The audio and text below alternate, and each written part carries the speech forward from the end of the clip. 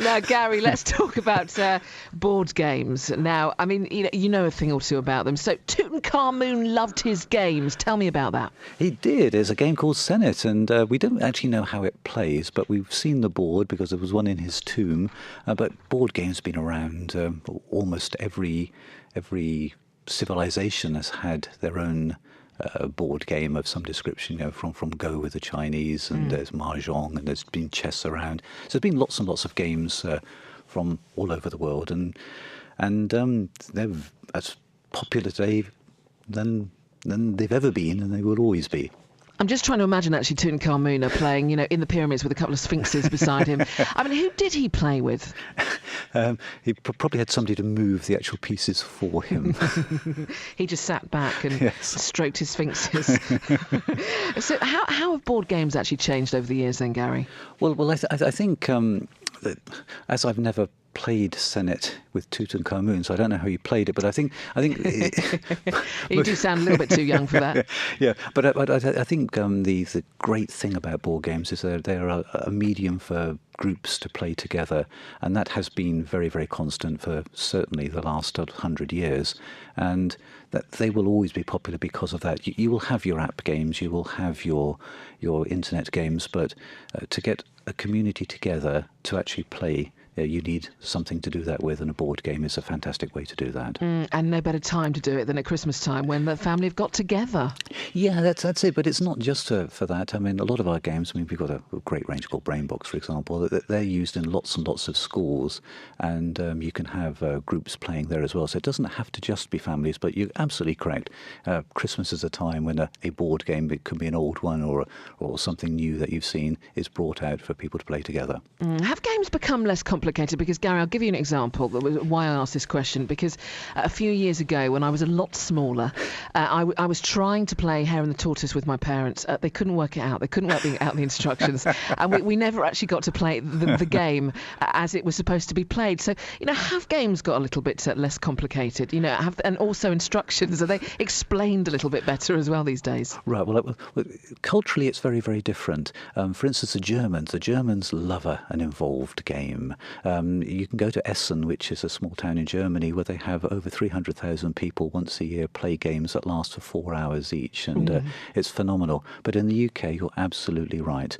I have this sort of litmus test. If I can't explain to you how a game plays in 15 seconds, I haven't done my job right. Because people are busy, people have time constraints, and again, with the BrainBox games, I can explain it to you in probably 10 seconds, a visual observation game. It's a fabulous game, and but you're right in your comment. Yeah, they have got easier, especially in some countries as opposed to others. What are your favourites? What do you play in your household?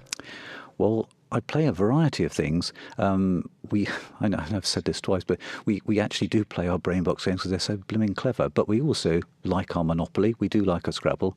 I don't like Scrabble so much because my wife beats me at it all the time. But we do play it. But Monopoly I really like. And there's an old game called Scoop, which is about being a newspaper baron. I particularly like that as well. I just remember having an argument 2 years ago with my brother because I won a Monopoly for the first time ever because I bought lots of property, lots of hotels, and he refused to believe me. He thought I was giving bungs to the banker.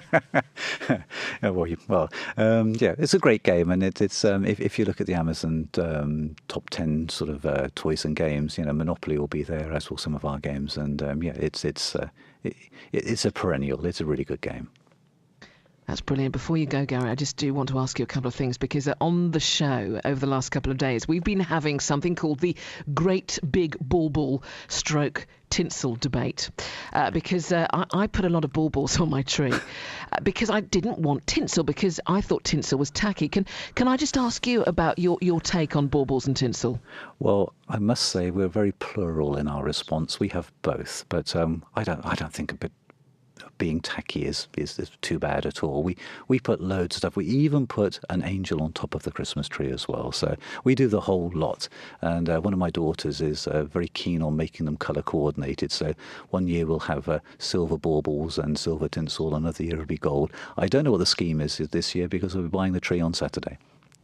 Well, good luck with that. And just one more thing, Gary, because I will use these in my show. But do you have a funny name for something? Now, I'll just tell you why. I went to the bank earlier. I had to transfer some money into my mother's account. Her account is under I love you, okay? The cashier said to me, what's the transfer under? I went, I love you. And the people queuing up behind me thought I was coming onto the cashier.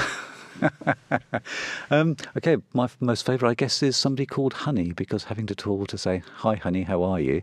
I think it makes me smile. I had a teacher once called Merry Christmas. Yeah, okay. Which yeah. Which at this time of the year, obviously, Merry Christmas, Merry Christmas. Yeah, absolutely. Gary, you've been a pleasure. Thank you so much. Okay, all right. Well, if anybody has invented a game, I'll tell you what might be helpful to them is on a website, we've actually got an inventors page with lots of links into how they can protect themselves legally and talk to different people. So if they go onto greenballgames.com, there's an inventors page, which I think will be quite useful to them if they've got this great idea. Well, that is a very good idea, Gary. Well, thank you very much for that. Okay, cheers. That will go out, because obviously we've recorded that, so that will go out and...